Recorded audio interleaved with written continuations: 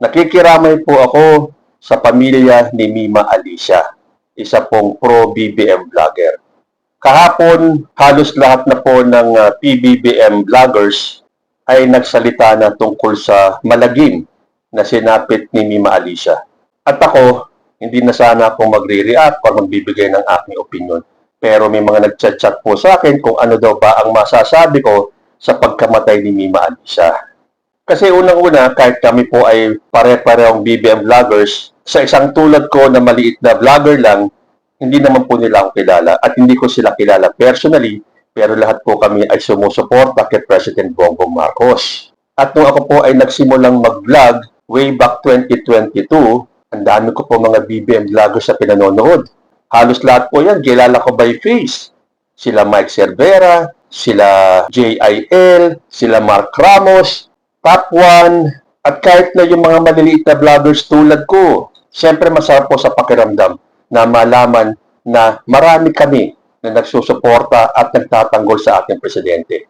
But, ako bilang isang senior citizen at conservative, there was a time na tumigil akong panoorin yung mga kapwa ko BBM vloggers. Bakit kanyo? Nag-umpisa akong wag munang manood sa mga vlog nila. Although hindi po nangangahulugan na hindi ko sila sinusuportahan. Dahil kami po mga BBM vloggers ay nagsusuportahan. Makakilala man kami o hindi. Pero sila, yung grupo nila Mima Alicia, na laging nagkikita, nakakausap, siya naman pong sinusuportahan ko. But there came a time nung biglang narinig ko na silang gumamit ng PI word at parang tumitindi, sumisidhi yung kanilang mga pagbumura sa kabilang kampo. Medyo na-off po ako. I will tell you that frankly. Again, dahil nga po siguro sa patanda na ako at parang hindi matanggap ng tenga ko yung kanilang malulutong na pagmumura sa kabilang kampo. So sabi ko, bakit kailangan umabot sa ganon? Bakit kailangan gawin yung ginagawa ng kabilang kampo? Nakita nyo naman ang kabilang kampo kung murahin si President Bongbong Marcos. Sa bagay, kung yun yung Vice President-elect, ang tindi ng pagmumura kay President Bongbong Marcos. So naturally, ganun din yung kanilang mga vloggers. Talaga pong ang lulutong, ang titindi. Talagang with full emotion, may galit talaga na yung iba pinagdarasal pa na mamatay na sana si President Bongbong Marcos. So, yung mga supporters naman, at makikita mo naman sa mga comment section, pinagmumura ng mga DDS ang ating Pangulo.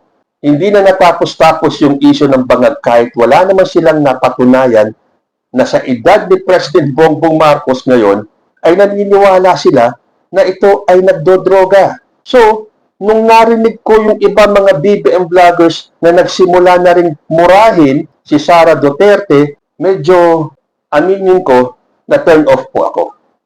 Bakit kailangan natin tayong nasa side ni President Bongbong Marcos ay tumulad at gayahin yung kanilang ginagawa na kailangan na rin magmura? Ang titindi po ng mura. There were videos na napanood ko kay Mima Alicia kung paano niya murahin si Sara Duterte. Sabi ko nga, ako, hindi ko magagawa yan.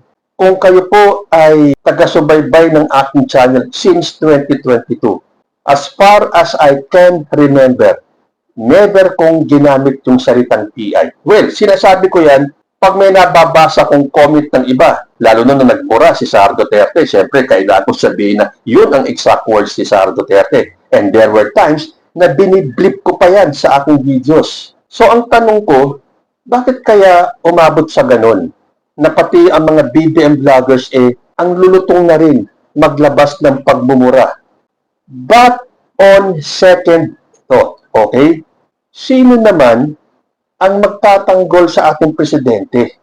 Okay, kami mga BBM vloggers, pinagtatanggol namin si President Bongbong Marcos. Kaya lang, sino ang magta-counter dito sa mga pambabastos ng mga DDS vloggers, ang pagmumura nila, ang pag-aalipusta nila sa ating presidente? So, hindi natin masisisi yung ibang mga BBM vloggers na murahin na rin. Sabi nga, an eye for an eye.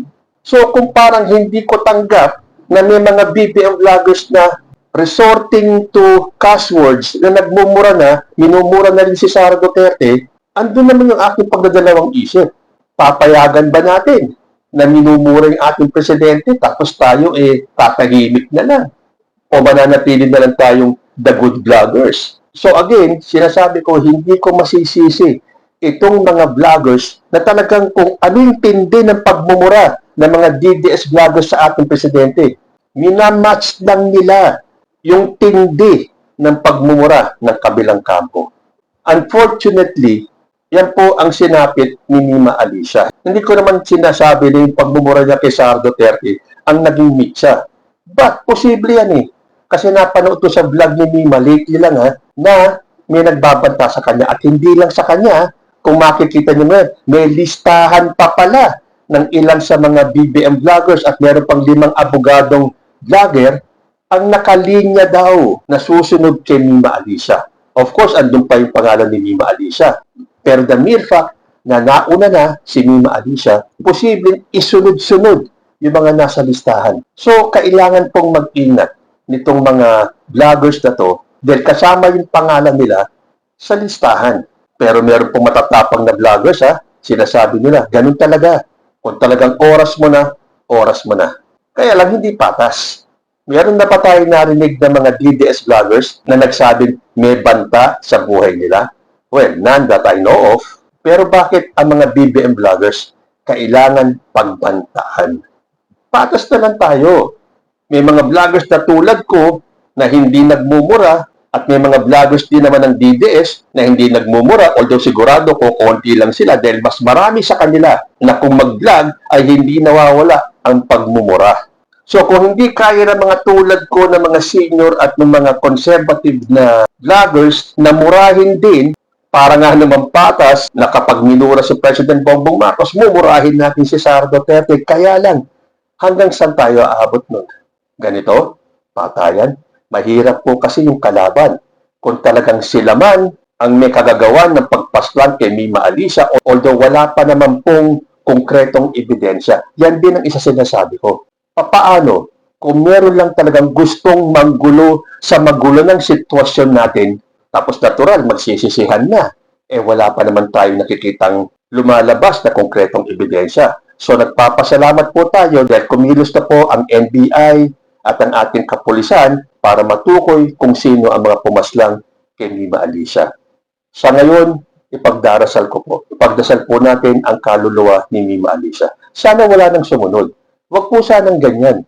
Lumaban ng patas. Kasi kung sinasabi ng sobra namang murahin at alipustahin, kasi meron pa akong video na napanood kay Mima na talagang pati personal.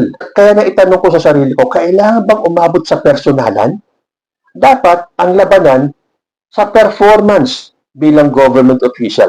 Kaya lang, inumpisan po ng kabilang kampo yung pagmumura, pang-aalipusta, kahit na below the belt na.